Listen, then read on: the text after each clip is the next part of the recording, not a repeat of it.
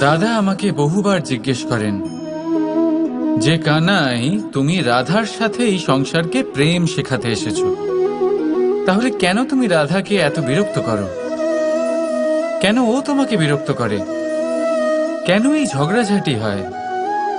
কেন এই টানাপোড়েন চলে? এবার এটার উত্তর আমি কিছুটা এইভাবে দিতে চাই।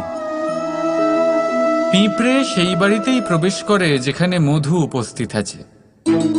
যদি আপনার বাড়িতে মধু থাকে, কোনো মিষ্টি জিনিস থাকে, মিষ্টত্ব থাকে, তাহলে পিঁপড়ে সেখানে অবশ্যই প্রবেশ করবে।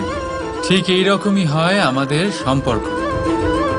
এর মধ্যে ছোটখাটো ঝগড়াঝাটি, টানাপোড়েন, রাগ করা, মন ভাঙানো, এই সব তো চলতেই থাকে, বিশেষ করে সেই সম্পর্কগুলিতে যেখানে মিষ্টত্ব আছে। মনে রাখবেন, যেই সম্পর্কে